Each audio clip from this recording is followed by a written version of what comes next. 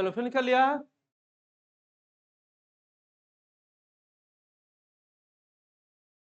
इसको नोट किया। तो यह है माइंड, ये लिखा हुआ है न्यूरल सिस्टम, ये लिखा हुआ है इंडोक्राइन सिस्टम, ये लिखा इंटीग्रेटेड। दोनों मिलकर क्या रेगुलेट कर रहे हैं? Immune system. और इम्यून सिस्टम क्या बनाएगा? हेल्थ बनाएगा। ठीक है।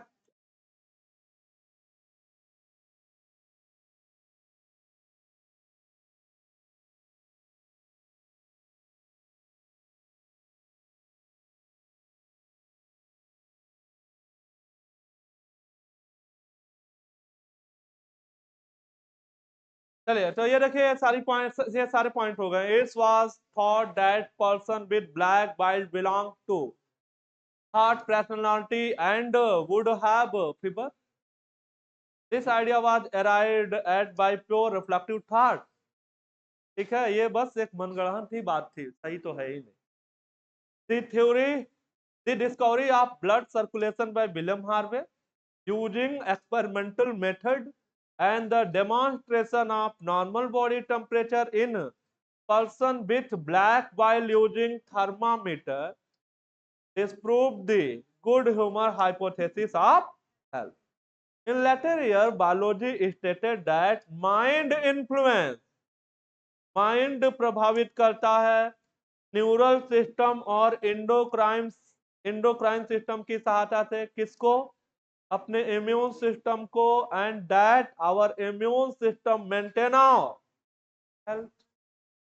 तो माइंड इम्यून सिस्टम को इन्फ्लुएंस करता है न्यूरल सिस्टम और इंडोक्राइन सिस्टम से, और इम्यून सिस्टम जो है वो हेल्थ में। ये बातें लिखी।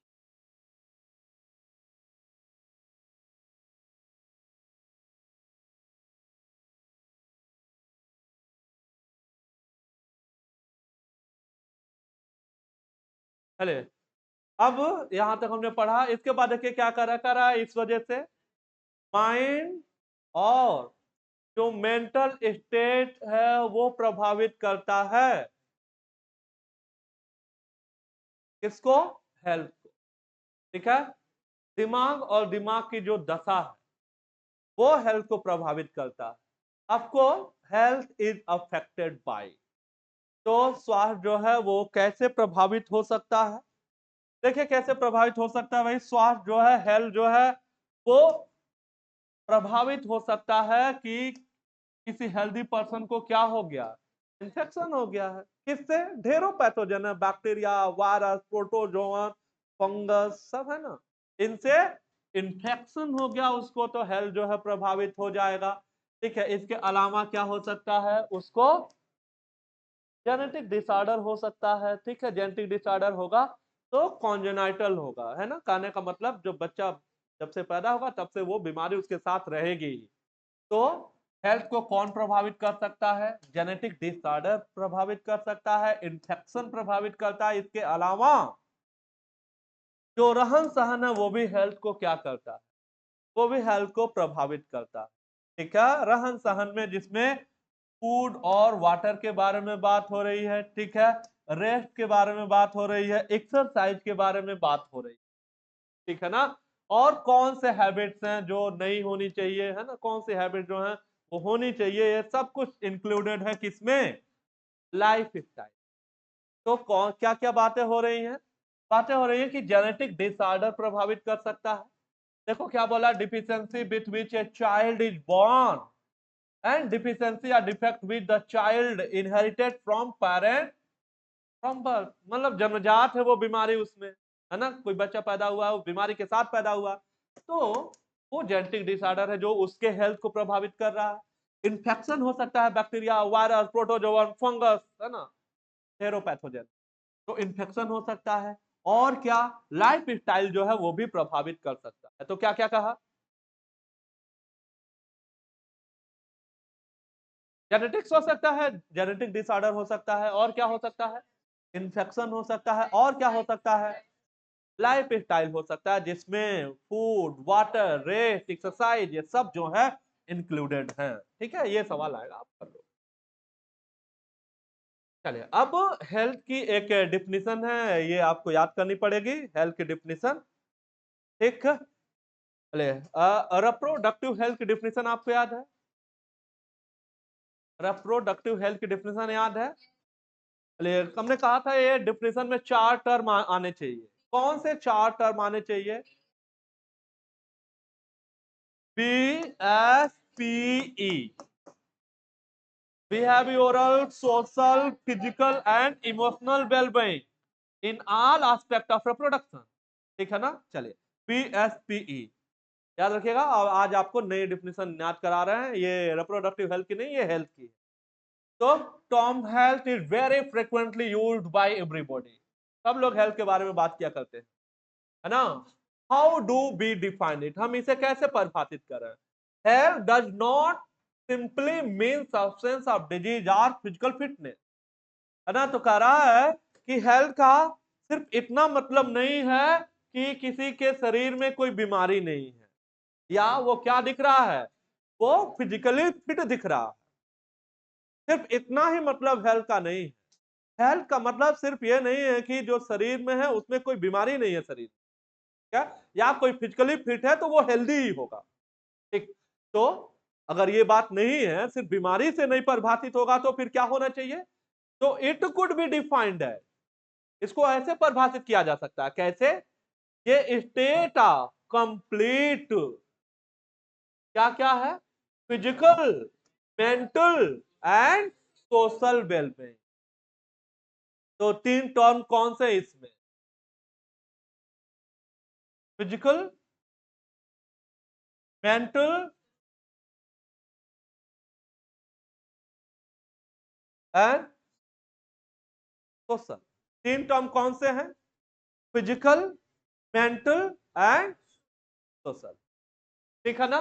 तो शारीरिक रूप से स्वस्थ होना, है ना, दिमागी रूप से स्वस्थ होना और सामाजिक रूप से भी स्वस्थ होना है ना? नहीं आप बिल्कुल निरोगी हैं, आपके शरीर में कोई बीमारी नहीं है, हट्टे कट्टे लंबे चौड़े हैं और जहां जा रहे हैं गाली देते हुए जा रहे हैं लोगों को, है ना? तो आपको हेल्दी नहीं बोला जाएगा।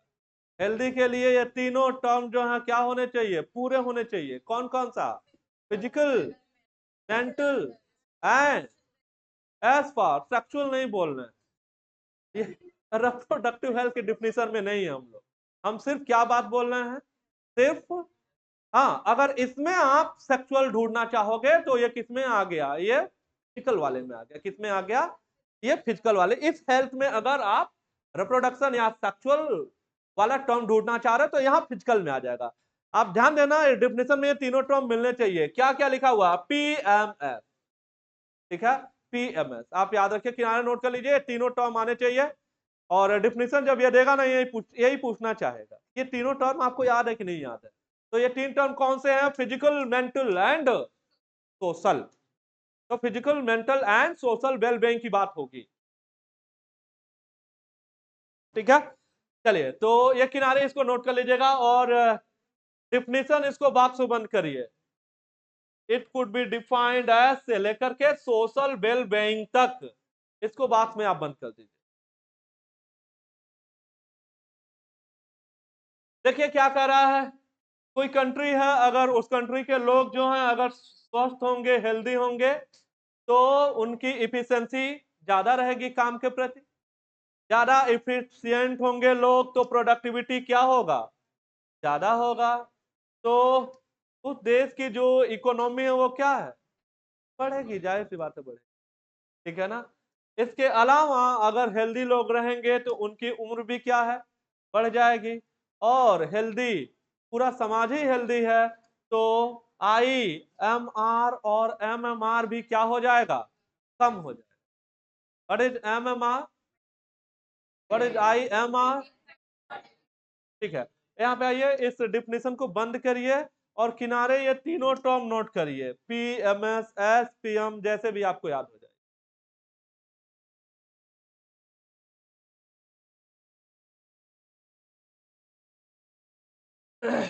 चले अब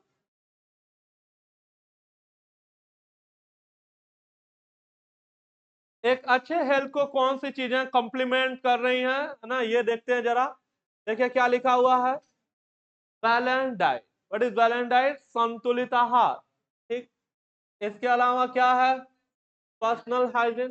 ठीक है, समझ गए होंगे, है ना, आप नहा वहा रहा कि नहीं रहा, है ना। तो और क्या है, regular exercise, very important to maintain good health. Yoga has been practised since time immemorial to achieve physical mental health. ठीक है, तो बैलेंस डाइट है, पर्सनल हाइजीन है, रेगुलर एक्सरसाइज है, जो गुड हेल्थ को मेंटेन करता है। और कह रहा है कि योगा तो न जाने कब से, बहुत पुराने दिनों से प्रैक्टिसाइज है, लोग योगा करते हैं फिजिकल और मेंटल हेल्थ के। ठीक है ना। तो क्या क्या, वो बैलेंस डाइट है, पर्सनल हाइजीन है ना, रेगुलर एक्सरसाइज हो गया, और योगा है, ये भी कॉम्प्लीमेंट कर। क्या, हाँ। बाकी अब वैक्सीनेशन, ये सारी बातें हम इसमें हम लोग करने वाले हैं।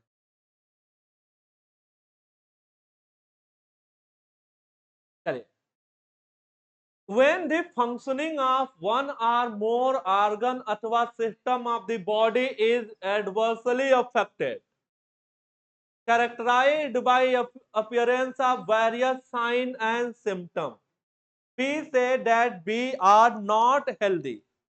कह रहा है कि एक या एक से ज्यादा आर्गन, एक ही आर्गन, सिंगल आर्गन भी हो सकता है, या एक से ज्यादा आर्गन या कोई सिस्टम, ठीक है, अगर वो प्रभावित हो गया है, ठीक, अगर वो प्रभावित हो गया है, उसके ऊपर कुछ बुरा प्रभाव पड़ा है, तो फिर हमें कुछ साइन और सिम्टम, हमें एक कुछ लक्षण दिखाई पड़ेंगे। ठीक है, और जब वो लक्षण दिखाई पड़ने लगेंगे तो हम कहेंगे कि भाई हम अब हेल्दी नहीं है, हम क्या हो चुके हैं, हम बीमार हो चुके हैं और हमें बीमारी हो चुकी है। ठीक है, डिजीज को दो कैटेगरी में ब्रॉडली डिवाइड किया जा सकता है। एक को बोला जाएगा इन्फेक्शियस और दूसरे को क्या बोला जाएगा, नॉन इन्फेक्शियस। ठीक है, इन्फेक्शियस को और क्या बोला जाता है, कम्युनिकेबल। क्या बोला जाता है, कम्युनिकेबल। और नॉन इन्फेक्शियस को नॉन कम्युनिकेबल बोला जाए। What is infectious?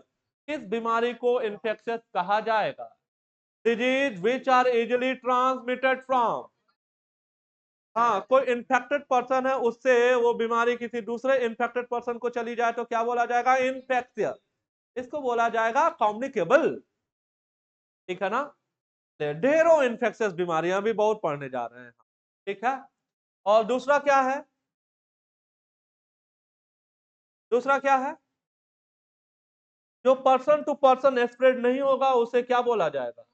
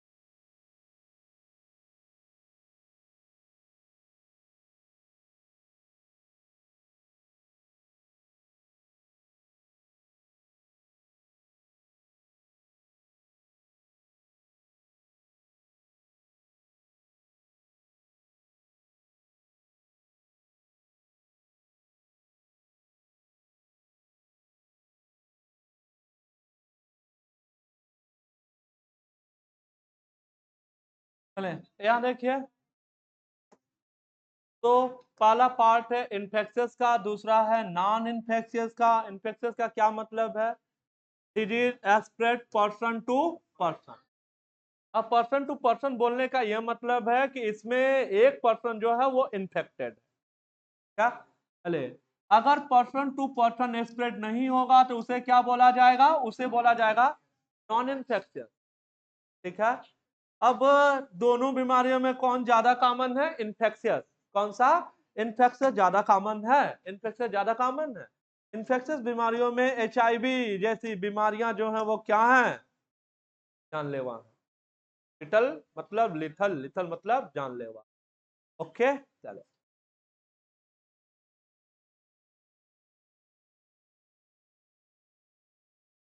ओके इधर आइए। अगर नॉन इन्फेक्शियस की बात करोगे तो एक डिजीज का नाम हमने नोट कर दिया है, कैंसर, जो हमें यहाँ पे पढ़ना है। तो कैंसर क्या होगा? कैंसर नॉन इन्फेक्शियस है। हाँ, एक नाम और क्या बोल रहे थे हम लोग? इन्फेक्शियस को क्या बोला जाता है?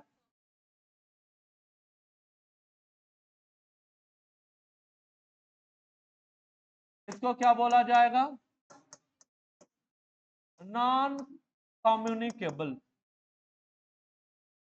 ठीक है, यहाँ किनारे जल्दी से नोट करिए।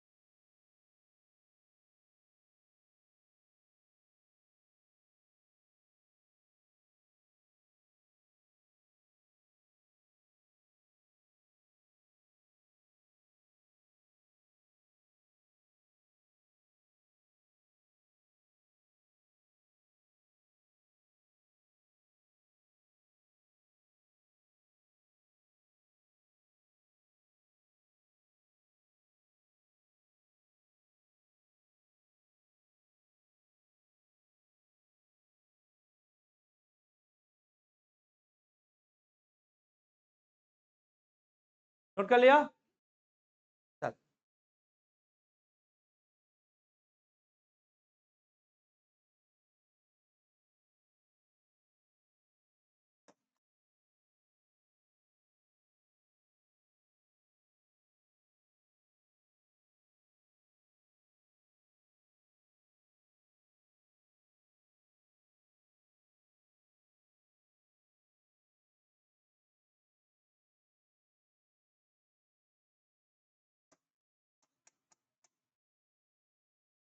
यहाँ देखिए, इस वाले साइड में एक ऐसे बीमारी का नाम बताया जो कि क्या है? जो कि जानलेवा है, HIV। और इस वाले साइड में नॉन कम्युनिकेबल में भी क्या एग्जांपल लिखा है? कैंसर। कैंसर जो है वो क्या है? वो मेजर काज ऑफ डेथ है अगर इस बीमारियों की बात हो। किन बीमारियों की? तो नॉन इन्फेक्शियस डिजीजेज में मेजर काज क्या होगा डेथ का? नॉन इन्फेक्शियस में मेजर काज डेथ का क्या होगा? कैंसर होगा। है ना? इसमें ढेरों बीमारियां हैं। ठीक है, जिसमें सबसे ज्यादा अगर किसी के बारे में बात हो सकती है जो जानलेवा है, वो क्या है ना? हमने पढ़ा ना कि कौन कौन सी बीमारियां जो है वो क्योरेबल नहीं है। क्या क्या बताया था? किन 3 बीमारियों का नाम बताया था रिप्रोडक्टिव हेल्थ में जो क्योरेबल नहीं है? कहा था ग्रोथ हार्मोन लिखा हुआ। तो क्या है ग्रोथ हार्मोन में? जेनाइटल हर्पीज खुद ही लिखा है ये, HIV एंड हेपेटाइटिस। चलिए आगे बढ़। हाँ, अब हम लोग बात करने वाले हैं। अच्छा ये बताइए, किसे कहा जाता है पैथोजन? पैथोजन किसे बोला जाएगा? किसे बोला जाता है पैथोजन? डिजीज कॉजिंग एजेंट को। किसको बोला जाता है? तो बीमारी करने वाले जो एजेंट हैं उन्हीं को क्या बोला जाता है? तो बीमारी का जो कारक होगा ना, जो बीमारी कर रहा है एक्चुअली, तो डिजीज कॉजिंग एजेंट को, डिजीज कॉजिंग एजेंट को क्या बोला जाता है? पैथोजन बोला जाता है, पैथोजन कहा जाता है। ठीक है, तो ये डिफिनेशन आपको याद रखनी है। पैथोजन क्या है देखते हैं कि wide range of organism belonging to, bacteria है, वायरस है, फंजाई है, प्रोटोजोअन है, और क्या है? हेलमिंथ, और भी लिस्ट बहुत लंबी है। ठीक है, माइकोप्लाज्मा है, बहुत है। तो bacteria, virus, fungi, protozoan, helminth, food car, disease in man, ये सब मानव में बीमारियां कर सकती हैं। सर डिजीजेज काजिंग ऑर्गेनिज्म, तो बीमारी काज करने वाला जो ऑर्गेनिज्म है उसे क्या बोला जाएगा? पैथोजन कहा जाएगा। क्या बोला जाएगा? पैथोजन कहा जाएगा। ठीक है, तो इसको बॉक्स में बंद करो। डिजीज काजिंग ऑर्गेनिज्म यहां से यहां तक। ठीक है, डिजीज काजिंग ऑर्गेनिज्म को क्या बोला जाता है? इसको बोला जाता है पैथोजन। डिजीज काजिंग ऑर्गेनिज्म को पैथोजन कहा जाता है। ठीक, चले ये देखिए क्या कह रहा है, मोस्ट पैरासाइट, ज्यादातर जो पैरासाइट हैं इस वजह से वो पैथोजन होंगे। ज्यादातर पैरासाइट जो है वो बीमारी करते हैं, ज्यादातर जो परजीवी हैं वो बीमारी करते हैं, और जो बीमारी करता है वो क्या बोला जाएगा? पैथोजन। तो कहने का मतलब ज्यादातर जो पैरासाइट है वो क्या है? पैथोजन। ठीक है, pathogen as they cause harm to the host, क्योंकि वो क्या करते हैं? वो होस्ट के बॉडी को नुकसान पहुंचाते हैं बाय लिविंग इन हाँ। अच्छा, अगर कोई पैरासाइट होस्ट के शरीर में है तो क्या बोला जाएगा? Indo, Indo parasite. और शरीर पर है तो, सरफेस पे है तो क्या बोला जाएगा? तो कहने का मतलब इक्टो पैरासाइट और इंडो पैरासाइट दोनों क्या हो सकते हैं? दोनों क्या हो सकते हैं? दोनों पैथोजन हैं। The pathogen can enters our body by various means। ठीक है, तो कई तरीके से आ सकता है ना? सांस लेने से आ सकता है, कुछ खा पी रहे हैं तो आ सकता है, स्किन के इन्फेक्शन से आ सकता है। तो कई रूट है जिससे वो हमारे शरीर में आ सकता है, और आने के बाद वो क्या करेगा? वो मल्टीप्लाई करके अपना नंबर बढ़ा लेगा, और नंबर बढ़ाने के बाद जो नॉर्मल फिजियोलॉजिकल एक्टिविटी है उसको क्या करेगा? उसमें बाधा करेगा, उसमें बाधा उत्पन्न करेगा, उसको इंटरफियर करेगा। और ऐसा करने की वजह से क्या हो जाएगा? मार्फोलॉजिकल और फंक्शनल डैमेज हो जाएगा, है ना? तो जो होस्ट का शरीर है ना, उसका कोई कार्य रुक सकता है। अगर कोई ऑर्गन इन्फेक्टेड, वो जो कार्य कर रहा था वो नहीं हो पाएगा सही से प्रॉपर। ठीक है, और बॉडी के सरफेस के ऊपर है तो वो मार्फोलॉजी भी बदल सकता है, तो मार्फोलॉजिकल और फंक्शनल डैमेज भी कर सकता है जो पैथोजन है। एक बात और ये आपको याद रखना है, pathogen have to adopt to live within the environment of the host. तो पैथोजन जो है वो अनुकूलन की जो प्रक्रिया है उसको भी फॉलो करे। पैथोजन जो है वो अडॉप्ट करेगा। जैसे सिंपल सा एग्जांपल है, अगर कोई पैथोजन है जो आंत का पैरासाइट है, जो इंटेस्टाइन में उसको रहना है, तो जिसको इंटेस्टाइन में रहना है तो उसको तो ये ध्यान रखना होगा कि भाई इंटेस्टाइन में डिफरेंट प्रकार के जूसेज हैं। ठीक है, वहां पे डिफरेंट प्रकार के एंजाइम आ रहे हैं। ठीक है, अगर हमको आंत में जाना है तो सलाइवा में कोई एंजाइम होगा, है ना? हम जब स्टमक में जाएंगे होस्ट के तो वहां पे HCl रिलीज हो रहा है। ठीक, तो उन सभी जूसों से, उन सभी एसिड से, उन सभी एंजाइम से क्या होगा? बचना होगा, नहीं तो रास्ते में क्या है? कम निकल जाएगा जो पैथोजन है।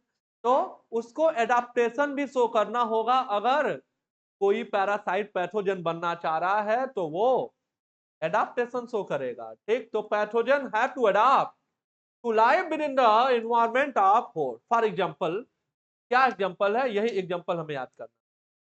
The pathogen that enter the gut, what is gut? Alimentary canal, must know a way of surviving in stomach at low pH and resisting the various digestive enzymes। तो अगर कोई एलिमेंट्री कैनाल का कोई pathogen है तो वो जानता है कि इतने कम पीएच पे, कम पीएच करने का मतलब एसिडिटी है ना, तो बहुत कम पीएच पे इतना ज्यादा एसिडिक कंडीशन में कैसे अपने आप को सर्वाइव करना है वो जानता है। और डिफरेंट प्रकार के जो एंजाइम जो रिलीज होंगे एलिमेंट्री कैनाल में, उससे कैसे बचना है वो इस बात को जानता है। ठीक है, हाँ। तो कहने का मतलब जो पैथोजन है वो एडाप्टेशन भी तो करता है। अब यहाँ पे हमें कुछ डिजीजेज याद करने हैं, है ना, बैक्टीरिया से, वायरस से, है ना, प्रोटोजोवन से, फंगल से, ठीक है, हेलमिन से। तो इन बीमारियों को हमें सही से देखना है। इन डिजीजेज में से 2 डिजीज कोई ना कोई जरूर दिया रहेगा पेपर में, ठीक है, जरूर रहेगा। सवाल 2 तरीके से फ्रेम करते हैं, या तो किसी एक सिंगल डिजीज से पूछ लेंगे, क्या करेंगे, 4-5 स्टेटमेंट बना के देंगे जिसमें वो 3-4 डिजिट के 4 स्टेटमेंट या 5 डिजिट से 5 स्टेटमेंट लिखेंगे, और ये जान लेंगे आपको पांचों डिजिट के बारे में मालूम है कि नहीं मालूम। ठीक है, तो सवाल यहाँ पे बहुत क्लियर होते हैं, तो सारे सवाल आपको याद कराऊंगा एक एक करके। तो सबसे पहले जो डिजीज हम पढ़ने जा रहे हैं, सबसे पहले हम लोग बात करने वाले हैं बैक्टीरियल पैथोजन के बारे में। इसके बारे में, तो सबसे पहले बैक्टीरियल पैथोजन के बारे में बात करने जा रहे हैं। और एक बैक्टीरिया है, बैक्टीरिया का नाम याद करिए जरा, देखिए क्या लिखा हुआ है।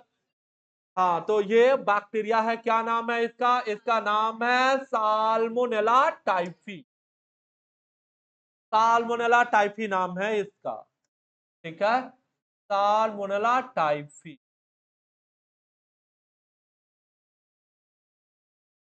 तो ये है पैथोजन का नाम, साल्मोनेला टाइफी है ये पैथोजन। और ये जो पैथोजेनिक बैक्टीरिया है, ये कौन सा डिजीज करता है, ये टाइफाइड फीवर। क्या करता है, टाइफाइड फीवर करता है। टाइफाइड फीवर को और किस नाम से जाना जाता है, इसको इंटरिक फीवर भी बोला जाता है। क्या बोला जाता है, इंटरिक फीवर भी बोला जाता है, ठीक है। तो पैथोजन का नाम बताइए, क्या नाम है, साल्मोनेला टाइफी नाम, साल्मोनेला टाइफी नाम है, ठीक है। चलिए, तो देखते हैं कि ये साल्मोनेला टाइफी कैसे किसी हेल्दी पर्सन को कैसे इन्फेक्ट कर सकता है, इसके बारे में बात, ठीक है।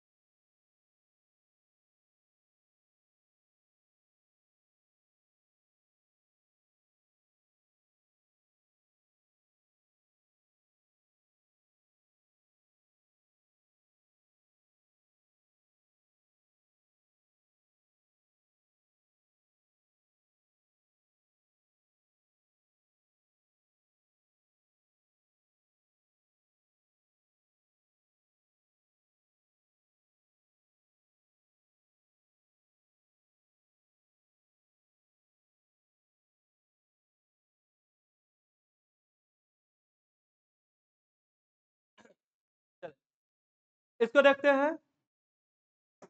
तो पहला बैक्टीरियल डिसऑर्डर जो हम पढ़ने जा रहे हैं वो है टाइफाइड फीवर। टाइफाइड फीवर का एक और नाम बताया, क्या बोला जाता है? एंटेरिक। क्या बोला जाता है? एंटेरिक। अब अभी तो नोट किया था, नहीं नोट किया था क्या?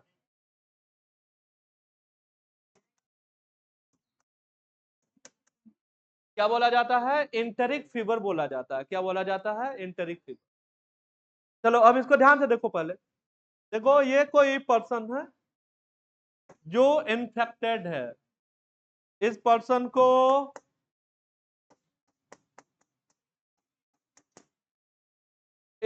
को क्या है? इस पर्सन को है टाइफाइड। क्या है? टाइफाइड है इस पर्सन को। ठीक है, ये इन्फेक्टेड है ये पर्सन। ठीक। अब जो इन्फेक्टेड पर्सन है ये है इसका फीकल डिस्चार्ज, ये है इसका स्टूल।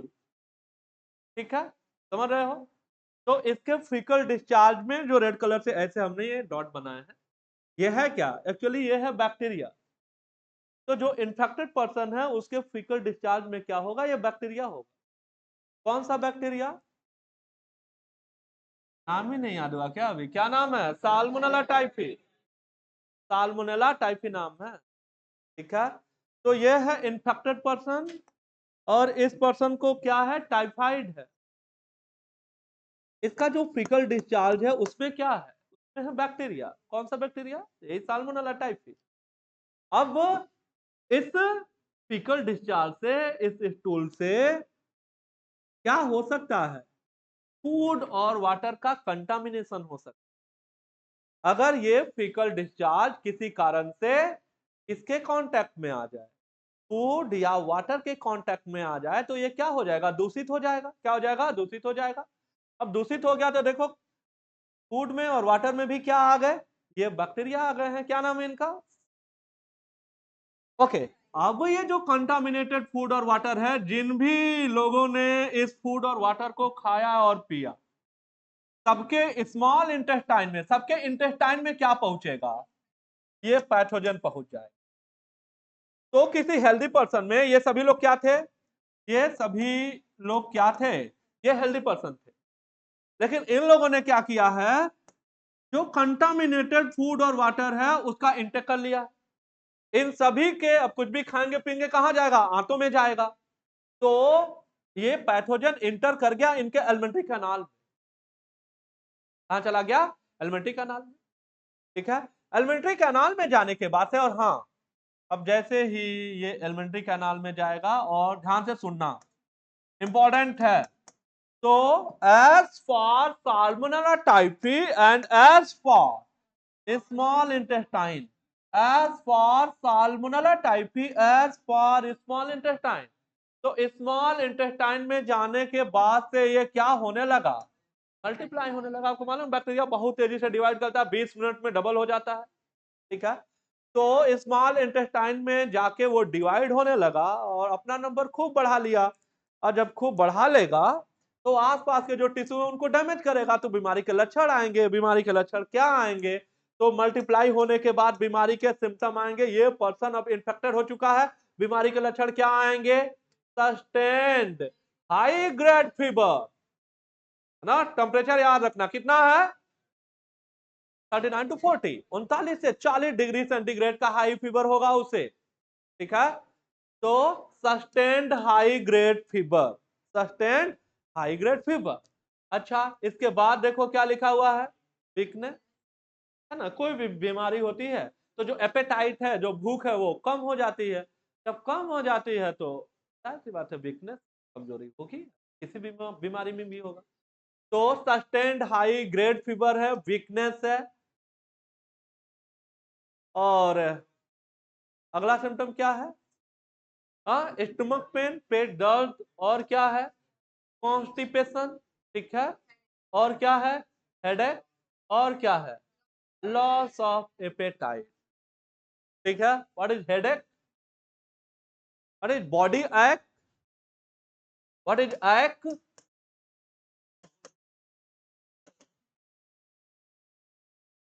ठीक है, चले। तो पेन है, ये है एक्ट। ठीक, तो क्या क्या कहा? सस्टेन्ड हाई ग्रेड फीवर है, और क्या है? वीकनेस है, और क्या बता रहे हैं? स्टमक पेन, हाँ इंटेस्टाइन का पैरासाइट है, स्टमक पेन है, ठीक है। और क्या है? कॉन्स्टिपेशन, ठीक है ना। कॉन्स्टिपेशन मतलब कब्ज। और क्या है? हेडेक है। और क्या है? लॉस ऑफ एपेटाइट, ठीक है, लॉस ऑफ एपेटाइट, भूख नहीं लगेगी, क्या? भूख नहीं लगेगा, ठीक। ये कुछ लक्षण है बीमारी के, ठीक। चलिए ध्यान से सुनिए। अगर इलाज हो गया तो बैक्टीरिया मर जाएगा, एंटीबायोटिक इसको किल कर देगा, ठीक है। और अगर इलाज नहीं हुआ तो धीरे धीरे इसका नंबर क्या है? बढ़ता जाएगा।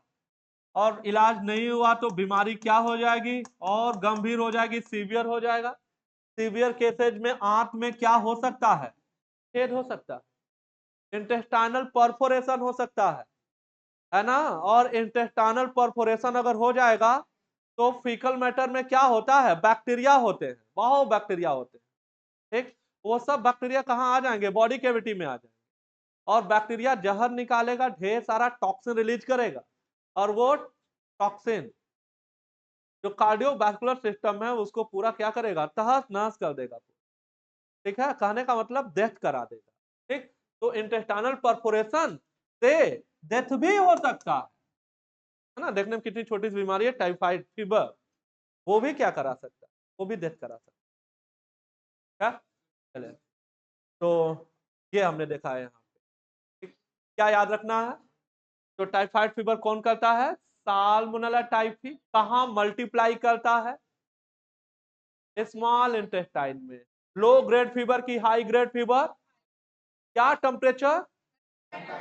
Normal body temperature 37, 37 degree centigrade, 37 degree centigrade, ठीक है। टाइफाइड फीवर को और क्या बोला जाता है? Enteric fever. क्या बोला जाता है? Enteric fever.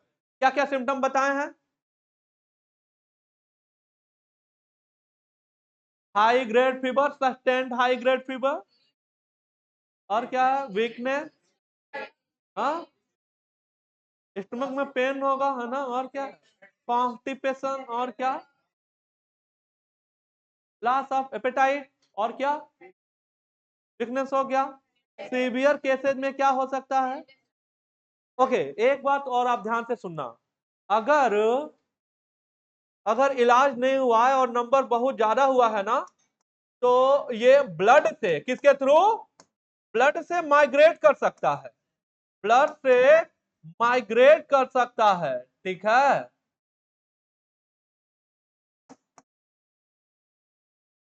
अदर ऑर्गन को। तो बैक्टीरिया माइक्रोस्कोपिक है ना। अब ये ब्लड से कहां जा सकता है? दूसरे ऑर्गन में भी जा सकता है, तो दूसरे ऑर्गन में माइग्रेट भी कर सकता है। ये जो भी सवाल था यहाँ पे बता दिए आपको, ठीक है। चलिए, तो कैसे इन्फेक्शन कैसे फैलेगा इसका?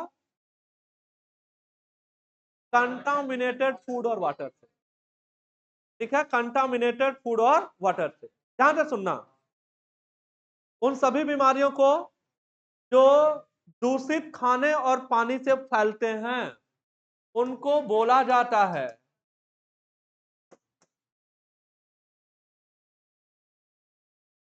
Water borne. क्या बोला जाता है? वाटर बॉर्न बीमारी बोली, ठीक है, वाटर बॉर्न।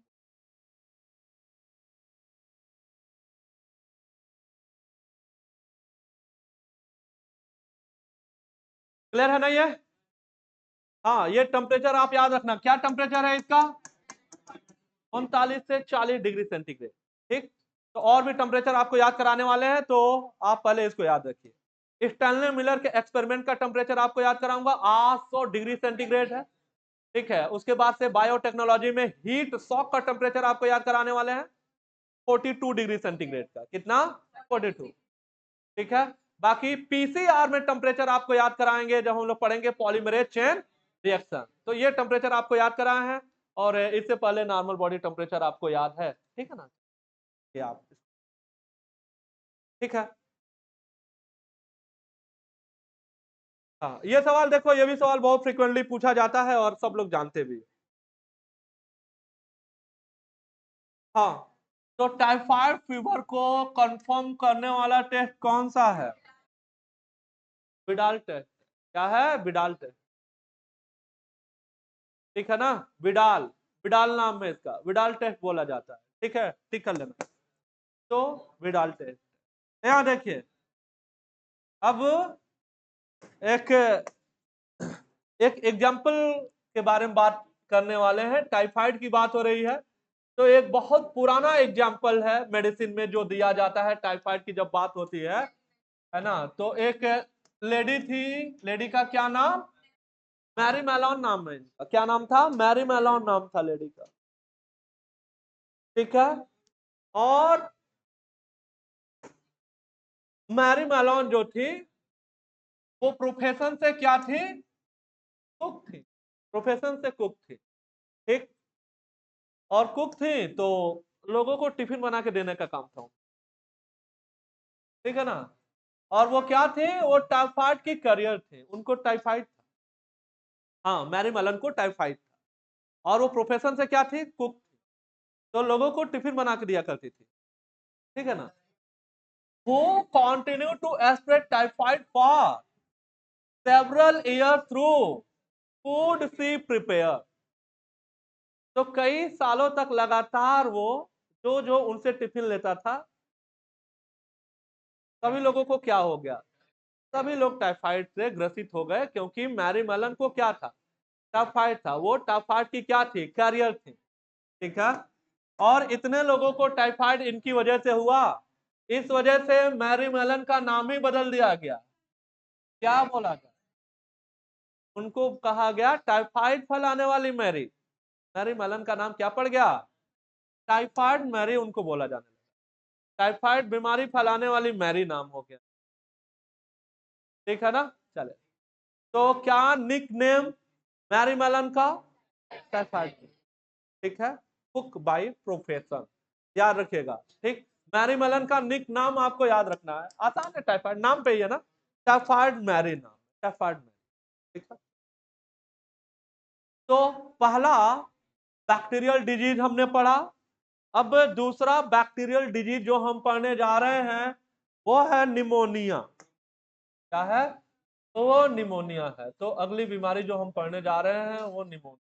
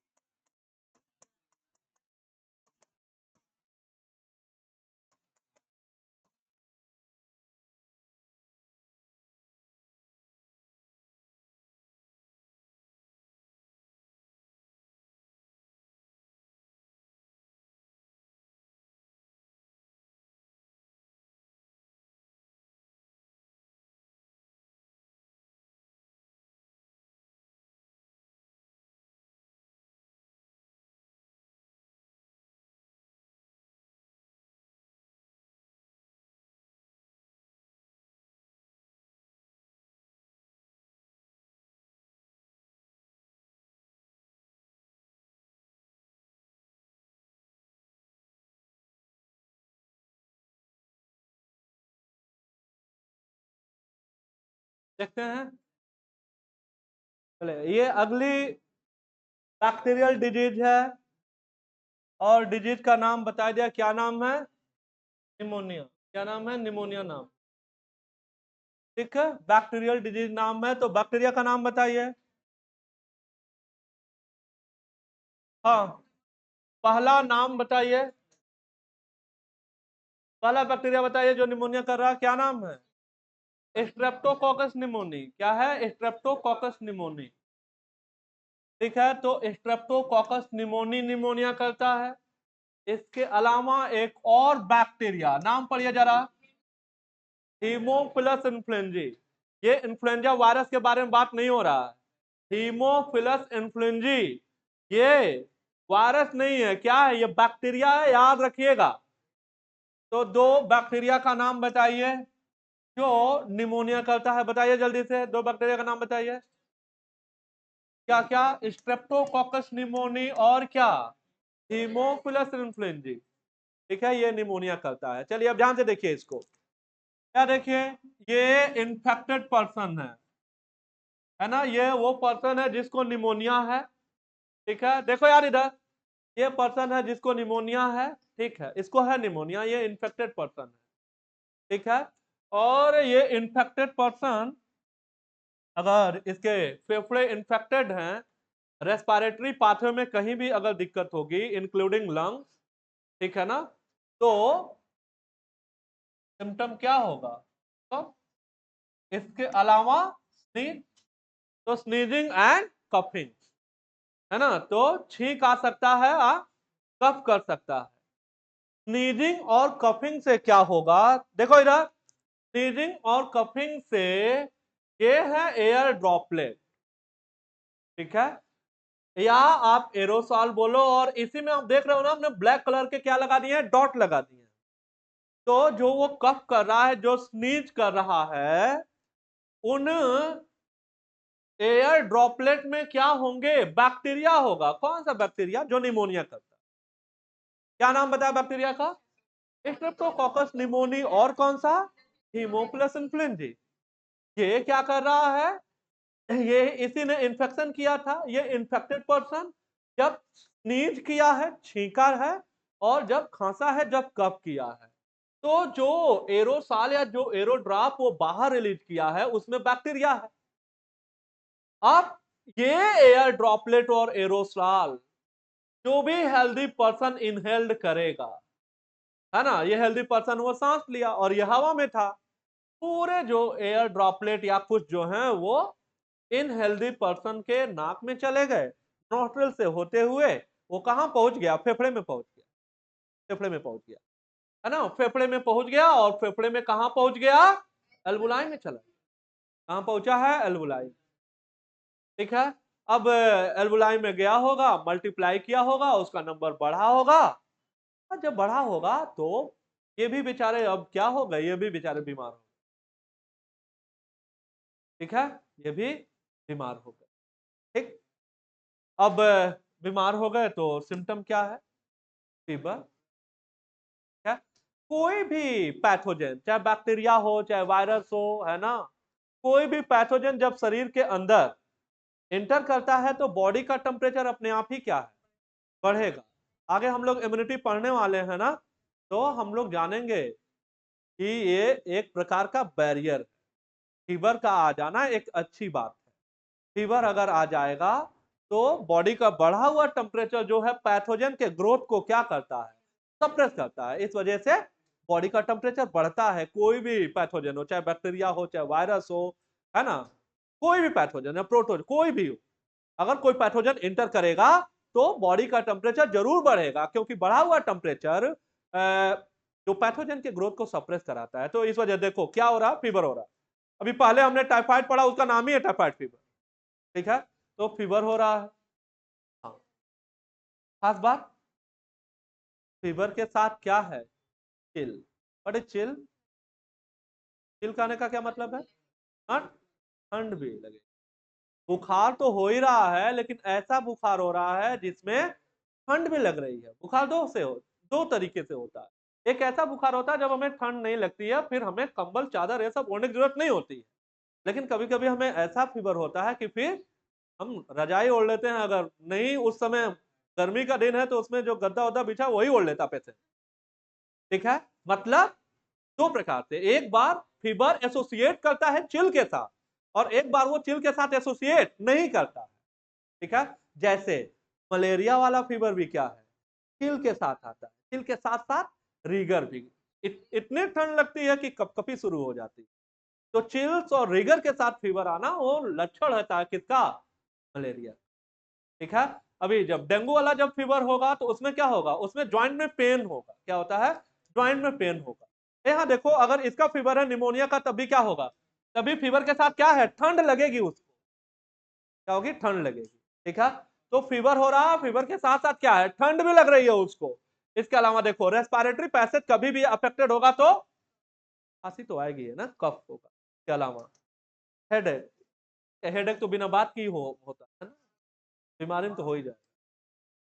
ठीक है, सुबह निकल रहे थे, कोई थोड़ा टकरा दिया, वो ऐसे आंख आंख दिखा दिया, तब भी हेडेक हो गया कि क्यों इसको मार नहीं डाला हमने, है ना। तो ये नहीं है, तो बिना मतलब का हेडेक नहीं होना चाहिए, है ना।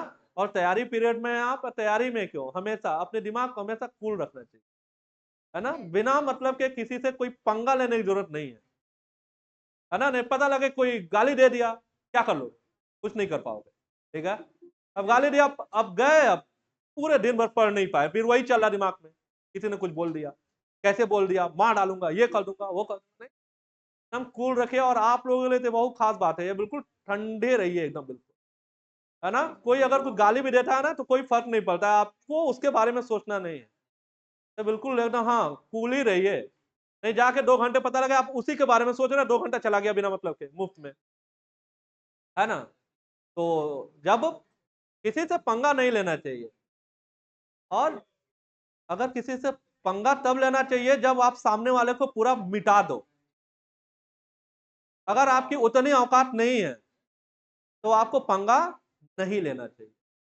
तो पहले आप उतनी औकात बना लीजिए कि आप किसी को मिटा पाए, है ना। फिलहाल मैं क्या कहना चाह रहा हूं, और एक बात और, जब आप उस लेवल पे पहुंचने और थोड़ा और दिमाग का लेवल और बढ़ेगा तो गाली गलौज इन सब चीजों का धीरे धीरे फर्क पड़ना क्या हो जाएगा, बंद हो जाएगा। फिर कोई कुछ कहेगा तो फर्क नहीं पड़ेगा, अभी आप बिल्कुल नए हो, है ना, गर्मी है आपके अंदर अभी, तो आपको ज्यादा गुस्सा लगता है। तो मैं एक छोटी सी बात आपको बता रहा हूँ, बस आपको जरूर बहुत शांत रहिए, क्या। तो ठीक है, ध्यान दीजिएगा, किसी बात से किसी से लड़ने झगड़ने के ये सब बिल्कुल करने की जरूरत है आपको, बिल्कुल नहीं, है ना। नहीं तो एक दिन भी अगर 2 घंटे भी अगर आपको छोटी सी बात को लेकर अगर दिमाग में तनाव है तो फिर आप पढ़ नहीं पाओगे, वही बात है। तो उससे बचना चाहिए आपको। चलिए, तो मैं ये कहना चाह रहा हूँ, हेडेक तो बिना बात के हो जाती है ना, बिना बात के हेडेक हो जाती है, तो बीमारी हो जाएगा हेडेक। तो फीवर है, चिल है, कफ है, और क्या है, हेडेक है ना। सीवियर केसेज में देखो क्या है, यहाँ पे एल्बुलाई में बैक्टीरिया है। अब जब एल्बुलाई में बैक्टीरिया मल्टीप्लाई हो रहा है, वहां के टिश्यू डैमेज करेगा, तो वहां पे क्या होगा, जो एल्बुलाई है नॉर्मली जिसमें हवा भरा रहता है, पढ़ेंगे ब्रीदिंग में, उसमें एल्बुलाई में क्या होता है, फेफड़े हमारे स्पॉन्जी हैं। हमारे फेफड़े कैसे होते हैं, स्पॉन्ज के जैसे होते हैं, है ना। जैसे स्पॉन्ज में बीच में होता है ना, जगह होता है जिसमें एयर होता है, ठीक है, वैसे यहां पर भी ये स्पॉन्जी है। ठीक, अब इन एल्बुलाई में जनरली हवा भरता है, लेकिन जब बैक्टीरिया आएगा तो पस भर जाएगा, पानी भर जाएगा, ब्लड जैसा कुछ होगा, तो सीरस फ्लूइड आ जाएगा, पस आ जाएगा। तो उन एल्बुलाई में जहां पहले हवा भरा करते थे, अब वहां तो क्या भर रहा है, फ्लूइड भर गया है। तो फ्लूइड भर गया है, तो अब तो सांस लेने में क्या होगी, परेशानी होगी, और सांस हम प्रॉपर नहीं ले पाएंगे तो हमारे शरीर को जितने ऑक्सीजन की रिक्वायरमेंट है वो मिल नहीं पाएगा, और उतना ऑक्सीजन जब नहीं मिलेगा फिर उसकी पहचान दिखाई देगी। जब ऑक्सीजन डिमांड नहीं पूरी होती है तो बॉडी धीरे धीरे क्या है, नीली पड़नी शुरू हो जाएगी, बॉडी साइनोल्ड हो जाएगा, साइनोसिस होने लगेगी। और ये कहां दिखेगा, सबसे पहले दिखेगा ये म्यूकस मेम्ब्रेन पे। ठीक है, ये बहुत पतला मेम्ब्रेन है लिप वाला, ये वाला पूरा पोर्शन, ये जो म्यूकस मेम्ब्रेन है, वहां कलर पहले प्रतीत होने लगेगा। इसके अलावा नेल्स का जो कलर है वो भी क्या है, वहां भी बदलने लगेगा जो कलर है। तो ये हमने जाना यहाँ पे निमोनिया के बारे में। चलिए ध्यान से सुनिए, वो बीमारियां जो एयर ड्रॉपलेट या एरोसॉल से फैलती हैं उसे क्या बोला जाएगा, बिल्कुल सही से बोला जाएगा एयरबॉर्न। क्या बोला जाएगा, एयरबॉर्न। जो कंटामिनेटेड फूड और वाटर से फैलेंगे उसे क्या बोला जाएगा? Water borne. जो एयर ड्रॉप और जो एरोसॉल से फैलेंगे उन्हें क्या बोला जाएगा? उन्हें बोला जाएगा एयरबॉर्न। एयरबॉर्न बोला जाएगा। ठीक है, चलिए इसको पढ़ेंगे हम लोग जल्दी से। तो बैक्टीरिया जैसे कि स्ट्रेप्टोकोकस निमोनी, हीमोफिलस इन्फ्लुएंजाe रिस्पॉन्सिबल होते हैं डिजीज के लिए, निमोनिया के लिए, इनमें विच इन्फेक्ट द एल्वुलाई। ठीक है, एयर फिल ट्रैक है। As a result of the infection, the alveoli get filled with fluid, leading to severe problem in respiration। ठीक है, तो क्या इन्फेक्टेड हुआ यहां पे? रेस्पिरेटरी पैसेज की, एल्बुलाई की दोनों।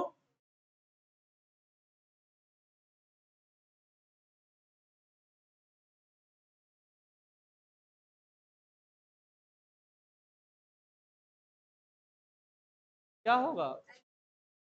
क्या इन्फेक्टेड है? एल्बुलाई। ठीक है, एल्बुलाई इन्फेक्टेड।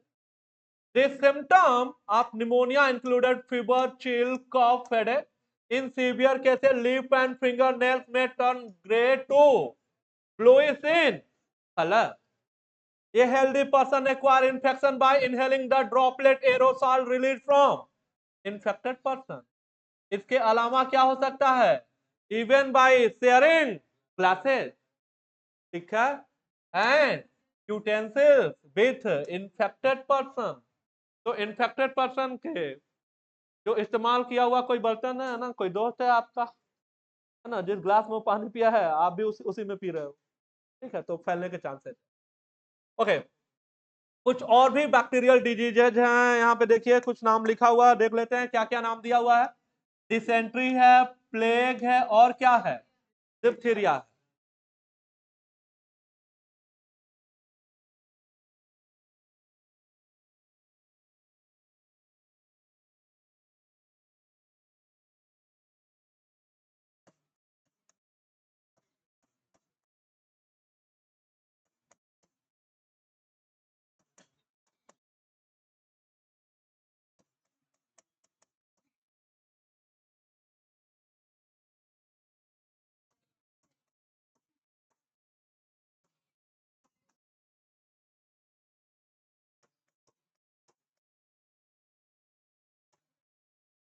चलिए ये देखिए, अरे देखो इधर, ये तीन डिजीज है, देखो क्या क्या लिखा है, डिसेंट्री, प्लेग और डिप्थीरिया। तो डिसेंट्री कौन करेगा? सिजेला। बैक्टीरिया की बात कर रहे हैं, मैं अमीबिक डिसेंट्री की बात नहीं कर रहा हूं। अमीबिक डिसेंट्री करेगा इंटामीबा हिस्टोलिटिका, भी पढ़ने जा रहे हैं। ये बैक्टीरियल डिसेंट्री की बात कर रहे हैं। ठीक है, डिसेंट्री सिंपली लिखा है तो बैक्टीरिया के लिए, नहीं तो लिखेगा अमीबिक। क्या लिखेगा? अमीबिक। तो अमीबिक लिखेगा तो एंटामीबा हिस्टोलिटिका। तो डिसेंट्री कौन करता है? सिजेला नाम का बैक्टीरिया। क्या? सिजेला। और भी है, ये मोस्ट कॉमन है। ठीक है, चलिए अगला क्या? प्लेग। प्लेग कौन करता है? पास्चुरेला या एयरसीनिया। पास्चुरेला या Yersinia pestis. Okay, and diphtheria, Corynebacterium diphtheriae. क्या नाम है? Corynebacterium diphtheriae. जल्दी नोट करना जरा थे, कॉर्नी बैक्टीरियम डिप्थेरे।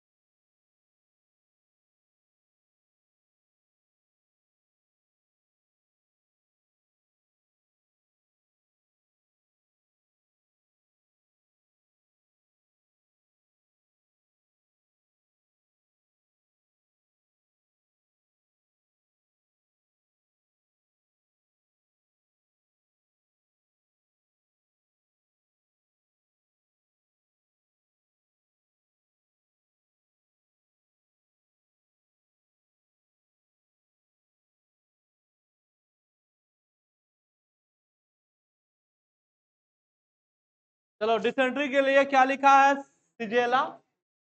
प्लेग के लिए क्या लिखा है? पास्चुरेला या यर्सिनिया पेस्टिस। और डिप्थीरिया के लिए क्या क्या लिखा है? Corny bacterium.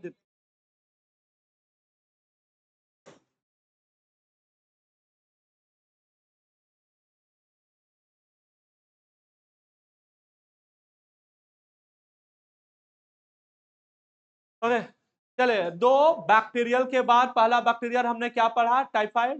दूसरा हमने क्या पढ़ा? निमोनिया। टाइफाइड कौन करता है? Salmonella typhi. निमोनिया कौन करता है? Streptococcus pneumonia Haemophilus. आ गया ये। अब एक और डिजीज हम लोग पढ़ने जा रहे हैं और ये है वायरल। ठीक है, क्या बोला जा रहा है? बीमारी को कहा जा रहा है कॉमन कोल्ड। ठीक है, जुकाम। ठीक है, कोरिजा।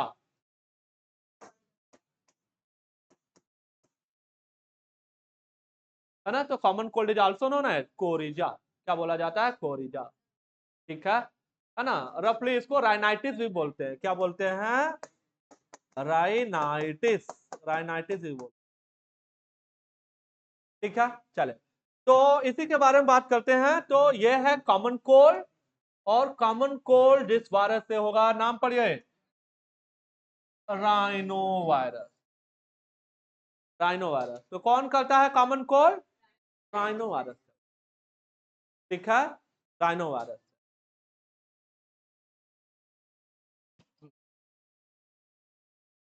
अभी हम लोगों ने निमोनिया पढ़ा था। निमोनिया में एल्बुलाई इफेक्ट होता है। क्या इफेक्ट होता है? एल्बुलाई इफेक्ट होता है। लेकिन जो राइनो वायरस है, राइनो वायरस फेफड़ों को इन्फेक्शन नहीं पहुंचाता। राइनो वायरस इन्फेक्ट करता है किसको? नोज और रेस्पिरेटरी पैसेज को। बहुत इंपॉर्टेंट लाइन है ये। तो नोज और रेस्पिरेटरी पैसेज को राइनो वायरस इन्फेक्ट करता है, लेकिन फेफड़ों को प्रभावित नहीं करता है ना। तो लंग जो है वो स्पेयर्ड है। क्या मतलब होता है स्पेयर्ड? बचे रह जाते हैं। तो लंग जो है क्या है? स्पेयर्ड। तो क्या अफेक्टेड है? नोज और रेस्पिरेटरी पैसेज। ठीक है। अब बीमारी के क्या लक्षण होंगे सब लोग जानते हैं, है ना। तो क्या क्या है बीमारी के लक्षण? नेजल कंजेशन, है ना। क्या होता है कंजेशन? नाक बंद हो जाएगा, है ना। तो बार बार करेंगे, ठीक है ना। चले, तो ये है नेजल कंजेशन। इसके अलावा क्या हो सकता है? कंजेशन बाद में होता है, शुरुआत में क्या होता है? नेजल डिस्चार्ज होता है। पहले नाक से पानी गिरना शुरू होता है, फिर नाक बंद होता है। तो नेजल डिस्चार्ज है, फिर क्या है? नेजल कंजेशन है। उसके बाद क्या है? सोर थ्रोट, है ना, गले में खराश, तो बार बार करेगा। इसके अलावा क्या है? हॉर्सनेस। ठीक है, आवाज जो है थोड़ी थोड़ी बदली हुई लगेगी। इसके अलावा क्या है? कफ। और हेडेक तो बिना बात के ही होता है, तो हेडेक भी है। इसके अलावा क्या है? टायर्डनेस। तो ये फीचर्स हैं। टायर्ड, थकान, थकान लग जाता। ठीक है, चले तो nasal congestion, discharge, sore throat, hoarseness, cough और हेडेक। चलिए ध्यान से देखिए। कॉमन कोल्ड 3 से 7 दिन में, एक हफ्ते के अंदर अपने आप ही क्या है? सही हो जाता है। ठीक है, और एंटी एलर्जिक लेने से थोड़ा सा आराम हो जाता है। एक एंटीबायोटिक का कोई रोल नहीं होता है। लेकिन अगर आपको सर्दी जुकाम हुआ है, अगर आप डॉक्टर के पास जाओगे तो आपको एंटीबायोटिक देगा। वो इस वायरस पे कोई काम नहीं करेगा। वो एंटीबायोटिक इस वजह से देता है कि रेस्पिरेटरी पैसेज में जो इन्फेक्शन हुआ है वहां पे किसी बैक्टीरिया का ग्रोथ ना हो जाए, उसको रोकने के लिए एंटीबायोटिक दिया जाता है। जो एंटीबायोटिक आपको कॉमन कोल्ड में दिया जाता है, वैसे तो नॉर्मली नहीं दिया जाता है, लेकिन कोई पर्सन है बहुत परेशान सर्दी जुकाम से हो गया, वो इतना परेशान हो गया कि उसको डॉक्टर को चला गया दिखाने, तो वो एंटीबायोटिक देगा। वो एंटीबायोटिक देगा रेस्पिरेटरी पैसेज में, जहां इन्फेक्शन हुआ है इस वायरस से, उस जगह पे कोई दूसरा बैक्टीरिया ग्रो ना कर जाए। इस वजह से दिया जाएगा। ठीक है, फिलहाल ये देखो, ये भी सवाल याद रखना, कॉमन कोल्ड 3 से 7 दिन में अपने आप ही क्या है, अपने आप ही रिजॉल्व हो जाएगा।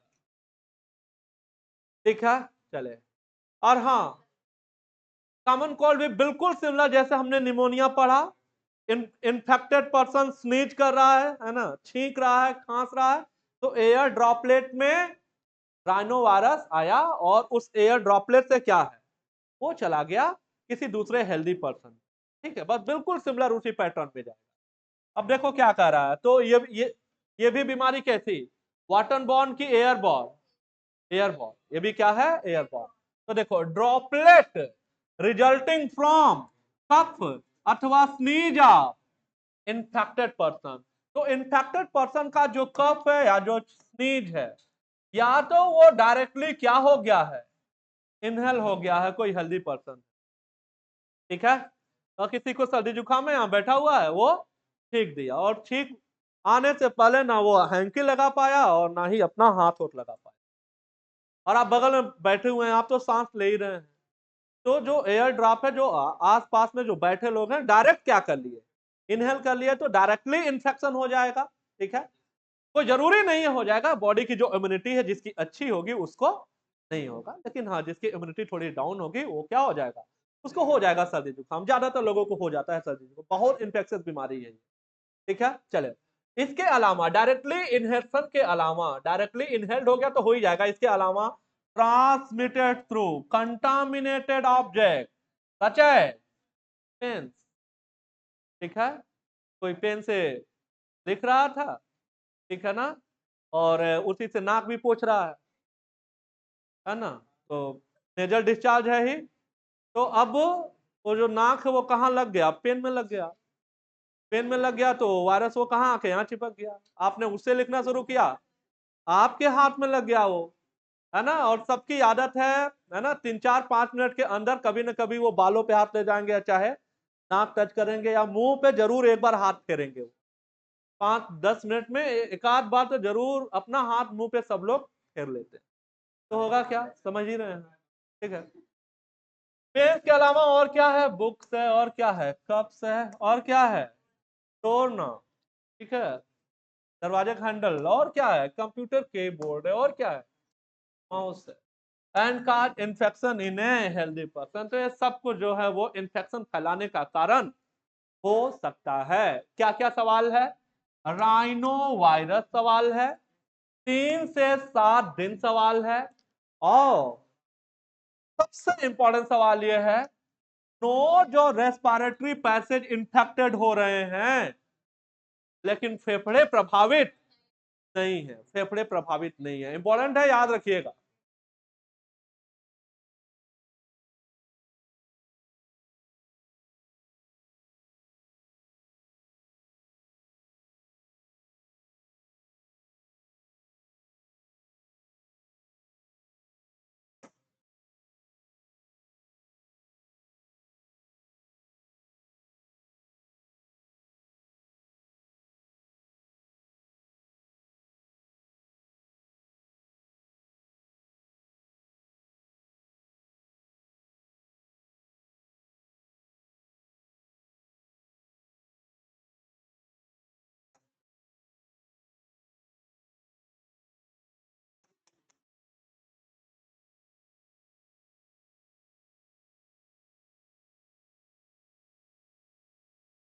जल्दी नोट करिएगा।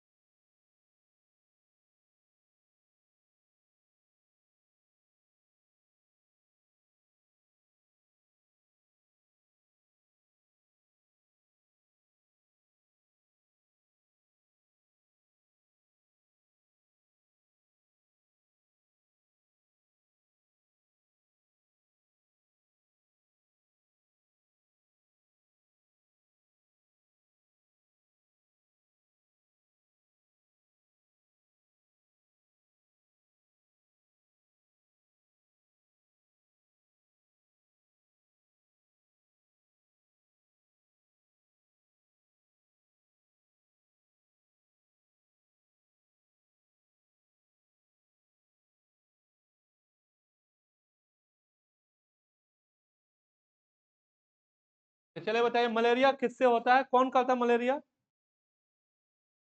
मॉस्किटो? मलेरिया कौन करता है? प्लाज्मोडियम, है ना? मच्छर से नहीं मलेरिया होता। मलेरिया कौन करता है? प्लाज्मोडियम। प्रोटोजोवन है, स्पोरोजोवन है। प्रोटोजोवा में भी क्या है? स्पोरोजोवन। तो मलेरिया प्लाज्मोडियम करेगा, और प्लाज्मोडियम है क्या? डाइजेनेटिक। और ये डाइजेनेटिक लाइफ साइकिल को पूरा करने के लिए कितने होस्ट चाहिए? 2 चाहिए। ठीक है, चल देखिए, प्राइमरी होस्ट जो है उसे कंसीडर किया जाता है जहां पे उस पैथोजन का, पैरासाइट का कौन सा रिप्रोडक्शन पूरा हो? सेक्सुअल। तो प्राइमरी होस्ट प्लाज्मोडियम का क्या है? फीमेल एनाफिली, है ना? दूसरे female mosquito, female Culex, female adage, ये सब इसके वेक्टर नहीं हो सकते। ठीक है, क्यों नहीं हो सकते अभी बात करेंगे इस बारे में। तो वेक्टर फिक्स है कि एनाफिलीज। अब एनाफिलीज में भी फीमेल, मेल नहीं हो सकता। वो इस वजह से क्योंकि मेल का जो माउथ पार्ट है वो पियर्सिंग नहीं है। ठीक है, तो जो मेल मॉस्किटो है किसी भी स्पीसीज का, चाहे क्यूलेक्स हो चाहे एडीज हो, है ना, ठीक, क्यूलेक्स हो चाहे एडीज हो चाहे एनाफिलीज, किसी का भी जो मेल मॉस्किटो है वो किसी बीमारी का वेक्टर नहीं हो सकता। क्यों नहीं हो सकता है? क्योंकि उसका जो माउथ पार्ट है वो पियर्सिंग नहीं है, वो स्किन में छेद ही नहीं कर पाएगा, ऐसा माउथ पार्ट ही नहीं है उसका। जब स्किन में पियर्सिंग नहीं कर पाएगा तो ब्लड तक नहीं पहुंच पाएगा, इस वजह से वो वेक्टर नहीं होता। ठीक है, तो कैसे जिंदा रहता है वो?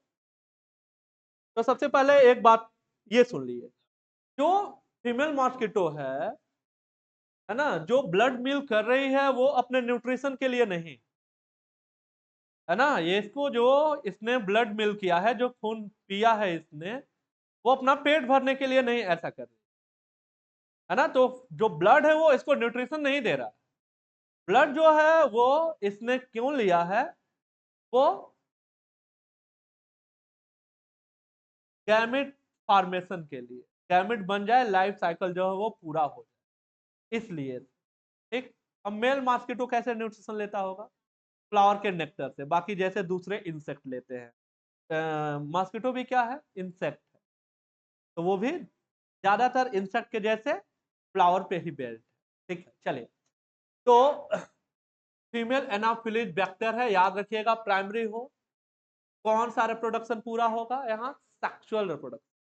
कहने का मतलब मेल और फीमेल गैमेट का जो फ्यूजन होगा प्लाज्मोडियम के, वो कहां होगा? फीमेल एनाफिलीज में होगा। अब आपको ये याद रखना है कि फीमेल एनाफिलीज में कहां होगा? Lumen of gut. तो एलिमेंट्री कैनाल के ल्यूमेन में होगा।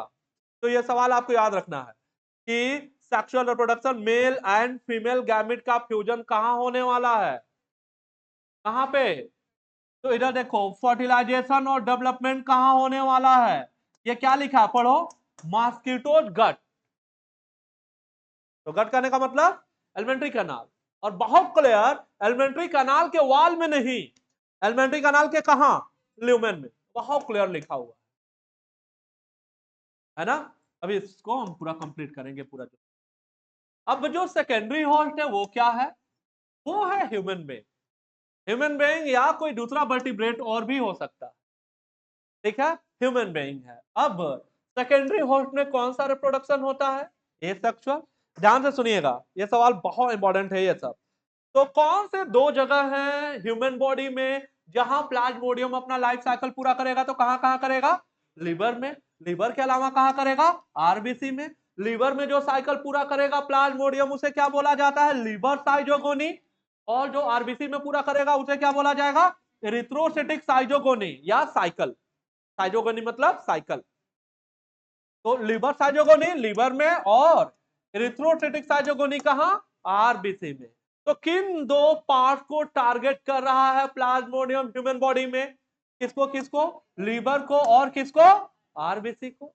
कहाँ कहाँ कर रहा है? लीवर को कर रहा है और किसको कर रहा है? आरबीसी को कर रहा है। ठीक है, इसी को नोट किया है एक फ्लो चार्ट में। चलिए ध्यान से सुनिएगा। लीवर साइजोगोनी दो पार्ट में पूरा होता है। एक को क्या बोला जाता है? प्री इरिथ्रोसिटिक। हाँ, नाम में इरिथ्रोसिटिक आ रहा है लेकिन कंफ्यूज नहीं होना है ना। जब हमें आरबीसी साइजोगोनी बोलना होगा तो सिर्फ क्या बोलूंगा मैं? इरिथ्रोसिटिक कहूंगा। अगर इरिथ्रोसिटिक के आगे चाहे प्री लग जाए और चाहे इग्जो लग जाए, इसका मतलब यह साइकिल कहां चल रही है? लीवर में। तो लीवर में जो साइकिल है उसके दो पार्ट हैं। क्या क्या बोला जाता है? प्री इरिथ्रोसिटिक साइजोगोनी और इग्जो इरिथ्रोसिटिक साइजोगोनी। तो प्री और इग्जो इरिथ्रोसिटिक साइजोगोनी किसके पार्ट हैं? लीवर साइजोगोनी के पार्ट है। किसके पार्ट है? Liver schizogony. क्या? चलिए अब यहां से शुरू कर लीजिए इसके लाइफ साइकिल को। इसको ध्यान से देखिए, है ना। अगर ये मॉस्किटो पूछा जाए तो मॉस्किटो है क्या? आप जानते ही क्या मॉस्किटो? ये फीमेल, फीमेल।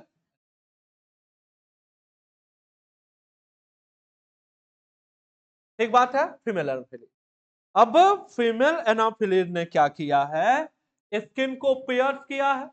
ठीक है, स्किन को पियर्स करने के बाद इसे ब्लड सक करना है। क्या करना है? ब्लड सक करना है, ब्लड मिल करना है ना, खून का भोजन करना है इसे। ठीक है, चले। अब ब्लड मिल करना, इसे ब्लड सक करना है। ब्लड सक करने से पहले इसने क्या किया है? इसने अपने सलाइवा को रिलीज कर दिया है। क्या किया है? सलाइवा को रिलीज किया है। तो इसने यहां क्या ड्रॉप कर दिया है?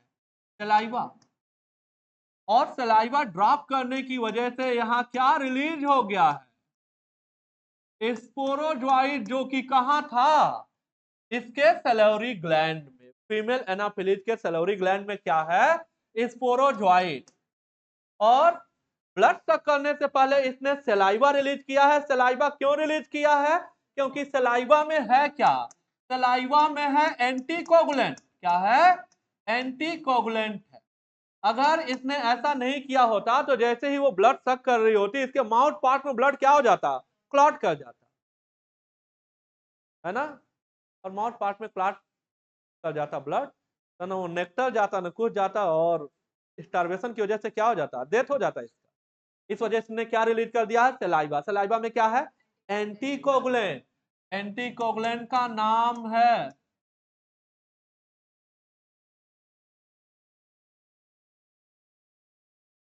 क्या नाम है? एंटाफिलिन। क्या नाम है? एनाफिलिन। क्या नाम है? एनाफिलिन नाम। तो ये है एनाफिलिन नाम का एंटीकोगुलेंट जो इसने रिलीज कर दिया है। इसके बाद से इसने ब्लड को सक कर लिया। ठीक है, चलो ध्यान से सुनो।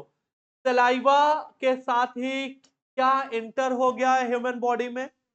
स्पोरोजोइट। अब स्पोरोजोइट ही इंफेक्टिव फॉर्म है। तो सवाल कहेगा, क्या इंफेक्टिव फॉर्म है प्लाज्मोडियम का ह्यूमन बॉडी में? क्या आंसर करोगे? स्पोरोजोइट।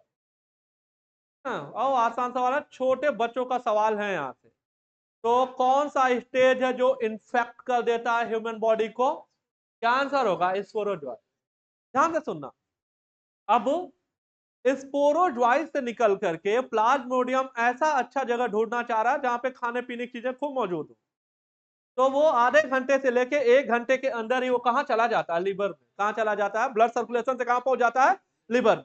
लीवर में जाने के बाद वो क्या करेगा? वो लीवर साइजोगोनी करता है। क्या करता है? लीवर साइकिल कंप्लीट करता है। लीवर साइकिल कैसे कंप्लीट होता है? प्री और एक्सो इरिथ्रोसिटिक साइकिल के द्वारा। तो पैरासाइट जो है वो ब्लड के थ्रू कहां पहुंच चुका है? लीवर में। कहां पहुंच चुका है? लीवर में पहुंच चुका। ठीक। अब पैरासाइट लीवर में कौन सा रिप्रोडक्शन करेगा? सेक्सुअल की एसेक्सुअल? कौन सा है? देखो यहाँ पे नोट कर दिया है। तो यहाँ देखो, parasite reproduce asexually in liver cell.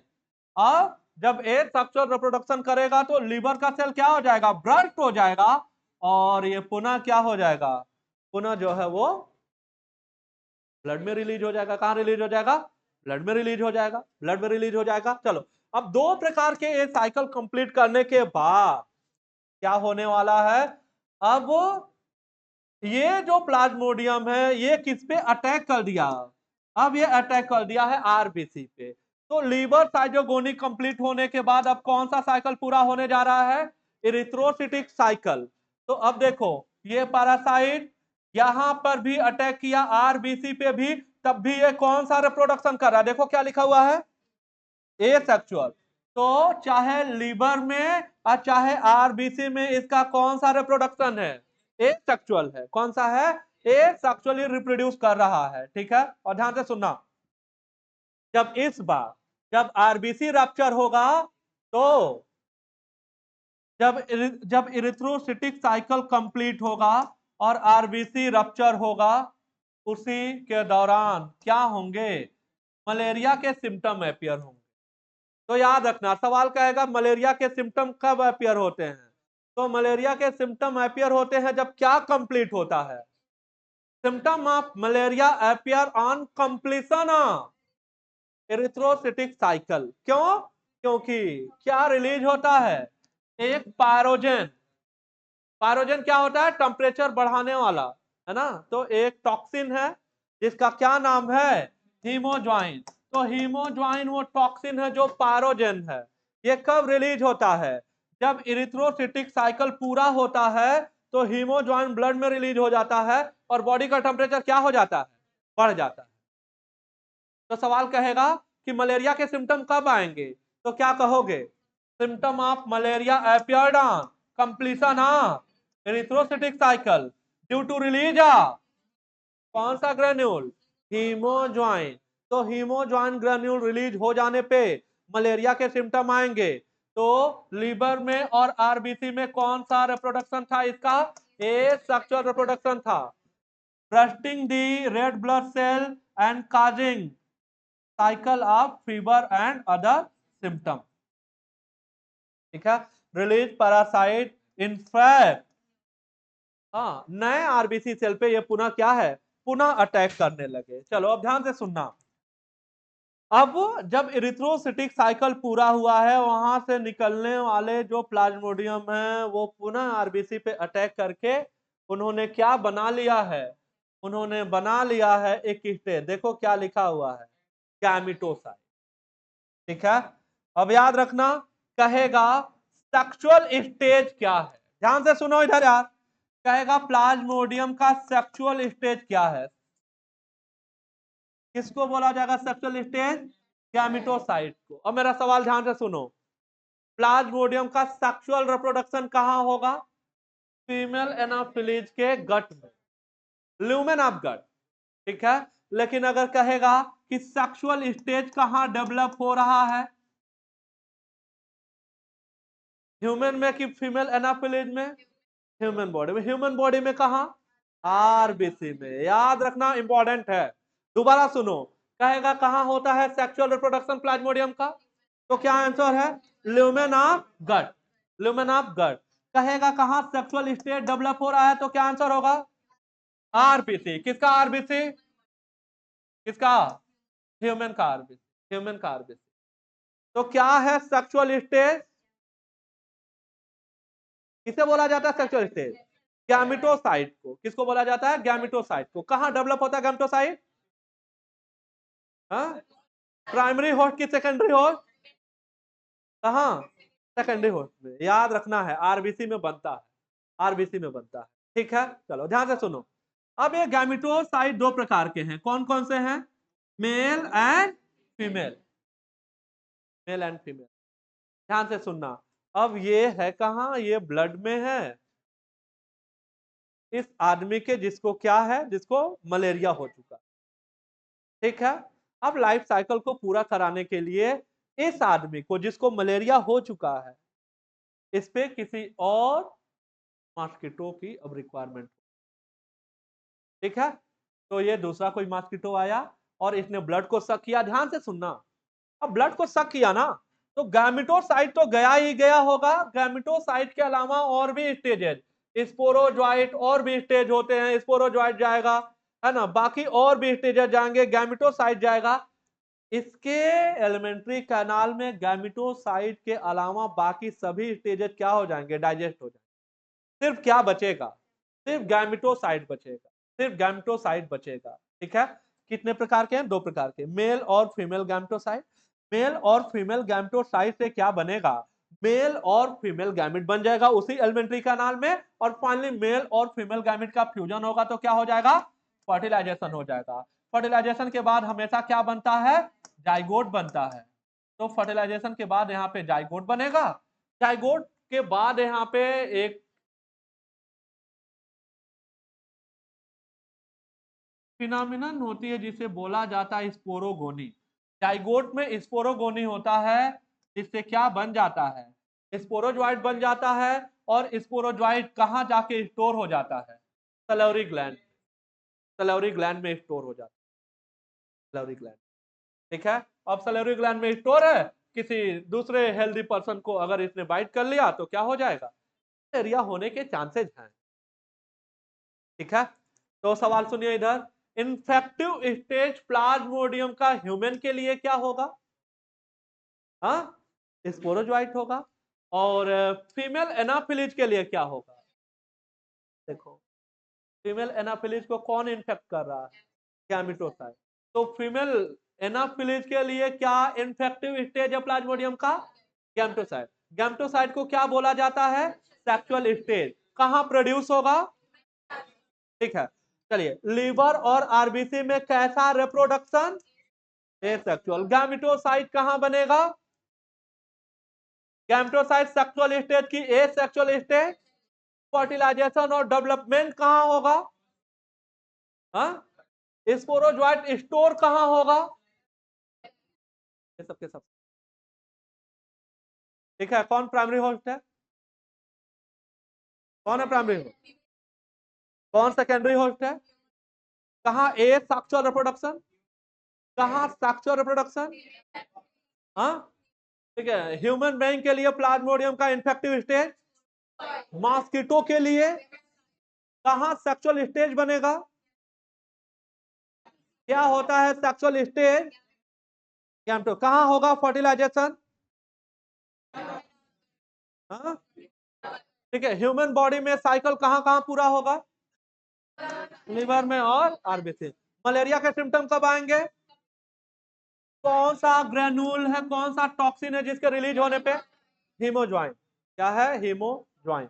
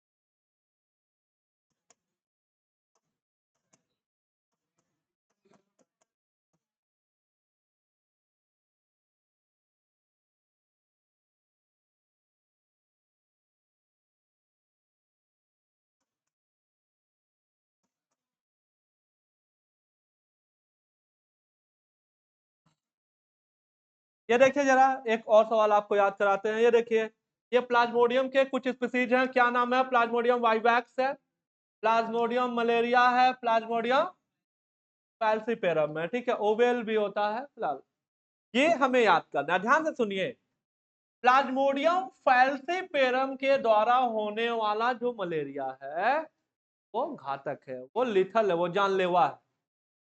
तो आपको ये याद करना है कि प्लाज्मोडियम फैल्सीपेरम से जो मलेरिया होगा उसे क्या बोला जाता है। ये देखो, ये एनसीईआरटी में दिया हुआ है, क्या बोला जाता है? मैलिग्नेंट। क्या बोला जाता है? मैलिग्नेंट। तो ये है मैलिग्नेंट मलेरिया। मेरी बात ध्यान से सुनना। मैलिग्नेंट के अलावा फैल्सीपेरम से होने वाले मलेरिया को और क्या बोला जाता है? चाहे मैलिग्नेंट बोलिए, मैलिग्नेंट के अलावा क्या बोल सकते हो? Cerebral malaria. सेरिब्रल, ठीक है। इसके अलावा क्या बोला जाता है? Pernicious malaria. एनीमिया नहीं बोलना, परनीसियस एनीमिया नहीं, क्या बोलना है? Pernicious malaria. और क्या बोला जाता है? सब ट्रॉपिकल मलेरिया। और क्या बोला जाता है? सब टर्सियन मलेरिया। और क्या बोला जाता है? एस्टिबो ऑटमनल मलेरिया। और इसी को बोला जाता है ब्लैक वाटर फीवर। ये सबका, ये सारे नाम किसके लिए हैं? मैलिग्नेंट मलेरिया के लिए। किसके लिए? Malignant malaria. क्या नोट करोगे? लिखोगे malignant malaria is also known as, वो सब आब्लिक लगा करके नाम नोट कर लो। ठीक है, याद हो गया तो अच्छी बात है। नहीं याद हुआ तो ये जरूर याद रखना है। देखो इधर क्या नाम, मैलिग्नेंट मलेरिया कौन करता है? कौन करता है? फैल्सीपेरम। और क्यों इसके बारे में बात हो रही है? क्योंकि ये ऐसा मलेरिया है जो जो घातक है, जो जान ले सकता है, जानलेवा है ये।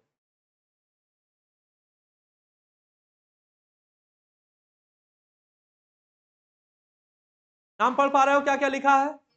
क्या क्या लिखा है? सेरिब्रल, परनीसियस, सब ट्रॉपिकल, सब टर्सियन, TERTIAN। ये क्या लिखा है? एस्टिवो ऑटमनल। ये क्या लिखा है? Black water fever. ये पूरा नाम किसका है? मैलिग्नेंट मलेरिया का। कौन करता है? फैल्सीपेरम। कौन करता है? फैल्सीपेरम। क्यों याद कर रहे हैं इसको? क्योंकि लिथल है ये, क्योंकि ये है फेटल। ठीक है, जानलेवा है।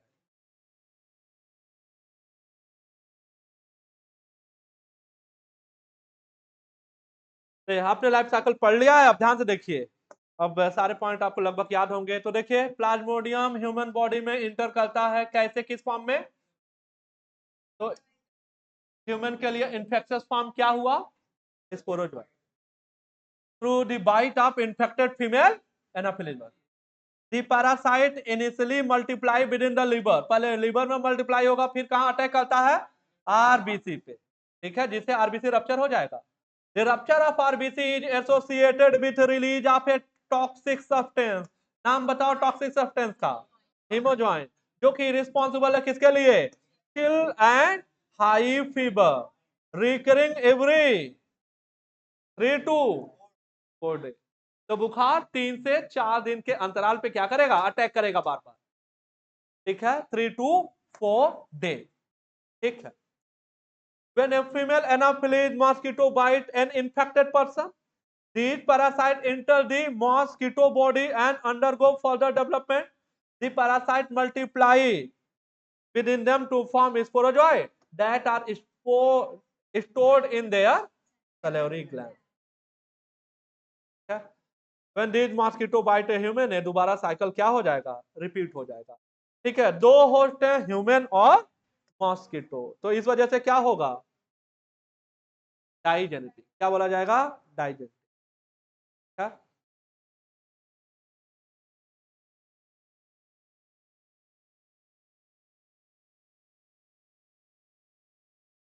वो सभी बीमारियां जहां पे मॉस्किटो और किसी दूसरे इंसेक्ट या दूसरे एनिमल की रिक्वायरमेंट होगी, है ना, इन सबको क्या बोला जाएगा? Vector borne. क्या बोला जाएगा? वेक्टर बॉर्न कहा जाएगा। तो मलेरिया कैसी बीमारी है? वाटर बॉर्न, एयर बॉर्न की वेक्टर बॉर्न? वेक्टर बॉर्न बोला जाएगा। ठीक है ना। अब ये नहीं लॉजिक लगाना कि नहीं पानी कहीं इकट्ठा है तो फिर वहां मॉस्किटो आ जाएगा और ये सब नहीं। क्या बोला जाएगा? वेक्टर बॉर्न बोला जाएगा। वेक्टर। कॉमन नेम नोट कर लिया हो?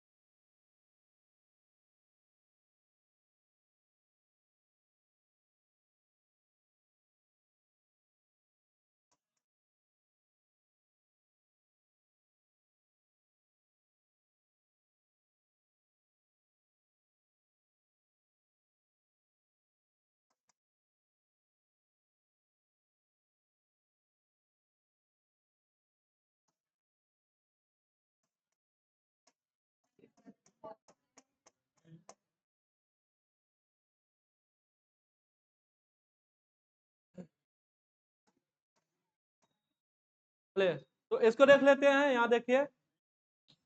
अब इसके बाद एक है दूसरा प्रोटोजोवन। पहला प्रोटोजोवन हमने देखा प्लाज्मोडियम। दूसरा जो प्रोटोजोवन हम पढ़ने जा रहे हैं वो पढ़ने जा रहे हैं एंटेमीबा हिस्टोलिटिका को। किसको, क्या नाम है इसका? एंटेमीबा हिस्टोलिटिका।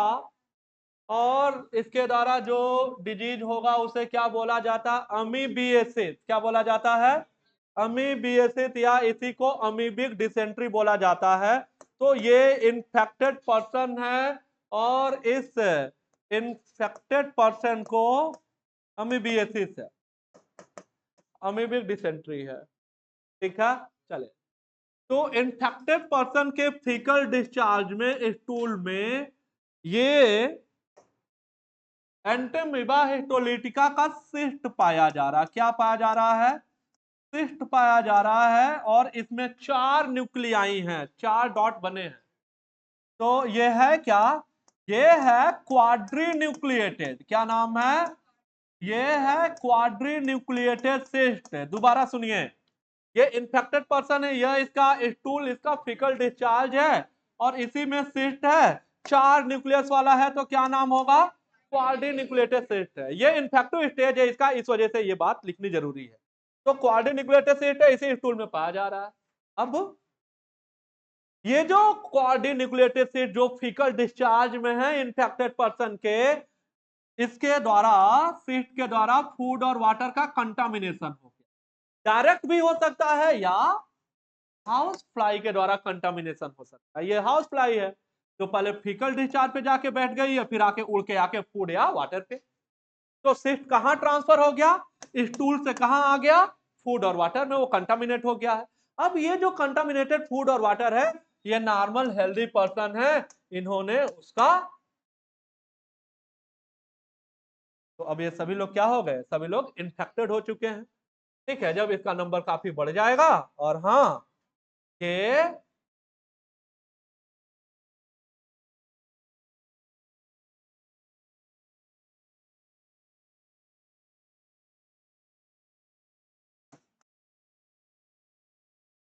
याद रखिएगा, इंपॉर्टेंट है। ये कहां का पैरासाइट है? लार्ज इंटेस्टाइन का पैरासाइट है ये।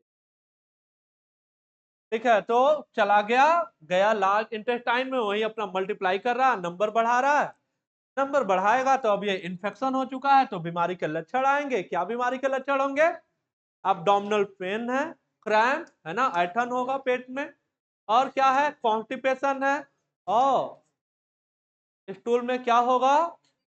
म्यूकस के साथ ब्लड क्लॉट भी होगा। क्या होगा? म्यूकस के साथ ब्लड क्लॉट भी होगा। ठीक है, तो ये पहचान है अमीबिक डिसेंट्री की, कि फीकल डिस्चार्ज में स्टूल में क्या आ रहा है? म्यूकस आ रहा है और ब्लड क्लॉट आ रहा है। म्यूकस और ब्लड क्लॉट आ रहा है। ठीक है, तो ये हमने जाना अमीबियासिस के बारे में। अमीबियासिस किसे बोला जाता है?